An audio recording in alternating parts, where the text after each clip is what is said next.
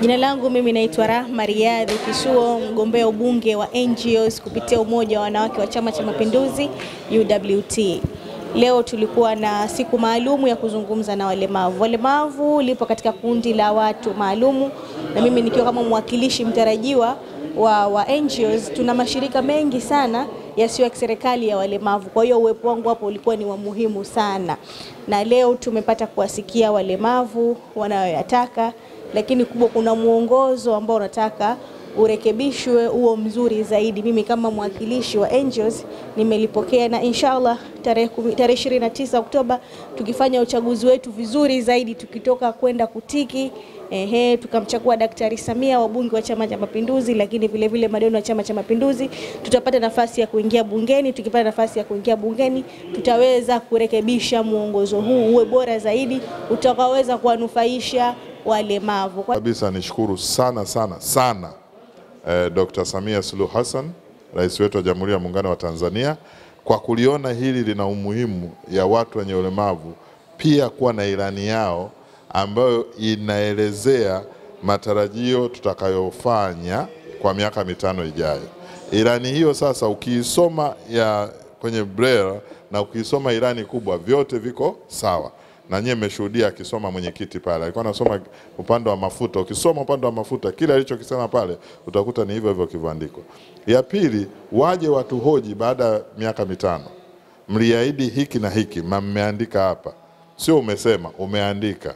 Maana ya kuandika, umesaini kwamba utakitekeleza. Kwa hiyo interest kubwa ya hii pia kuwapa hawa nafasi ya ushiriki. Lakini la tatu, kukumbushana na Watanzania kwamba kundi hili lipo, ni kundi kubwa, ni kundi linalohitaji msaada. Nasema wenzetu wanachukua picha za vurugu zilizokuwa zimetokea Kenya, wanaweka kwenye mitandao ionekane kama ni vurugu ya Tanzania ili kuwatisha watu. Ni waongo, wanafiki. Tanzania hakuna vurugu hizo.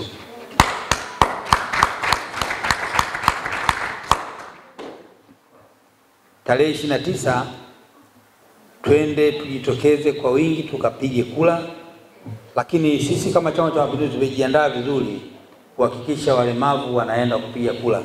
Kwa wale ambao wanahitaji msaada maalum kwa ajili ya kuwapeleka, sisi kama Chama cha Mapinduzi tumejipanga vizuri kuhakikisha kwamba mnafika kwenye vituo vya kupigia kula na mnapiga kula.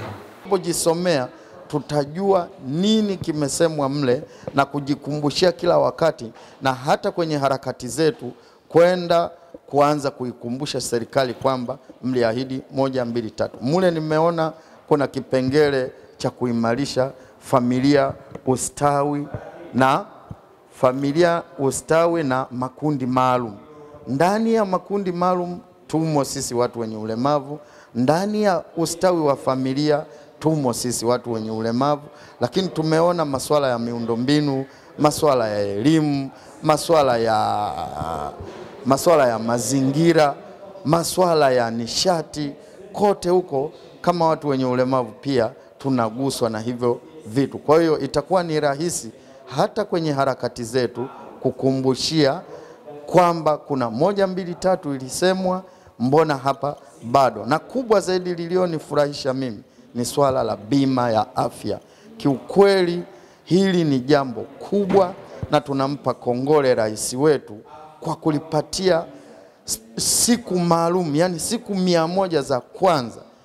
Uone kuwa mama kweli ni mama, lakini achilia masuala ya urais, ameliona hili ni muhimu, na kwa kweli tunampongeza kwa sababu tutakwenda kunufaika sisi pia watu wenye ulemavu. Lakini kimsingi na kwa ujumla tumefarijika sana kuona jambo letu limekwenda vizuri, na wenzetu wenye ulemavu, hasa ulemavu wa macho, wamepata ilani zao. Utaweza kujisomea kwa jinsi ambavyo chama kimeandaa kwa ajili ya miaka 5 ijayo. Kubwa ni hilo tu.